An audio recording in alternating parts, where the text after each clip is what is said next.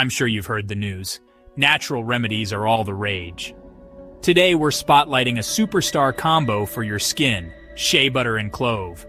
Shea Butter is a skincare marvel, known for its nourishing and healing properties. But when you pair it with cloves, you unlock a powerhouse of benefits. Here's how to whip up this simple and effective mix. First, melt some shea butter in a saucepan over low heat. Stir gently until it's a smooth liquid. Next, add 20 whole cloves. Cloves boost antimicrobial properties, enhancing this fusion. Stir well, turn off the heat, and let it cool slightly. Transfer to a clean glass jar, seal it tight, and let it infuse for 3 days. Optional. Add some dried flowers for a lovely fragrance. To use, simply apply the infused shea butter to your skin as needed.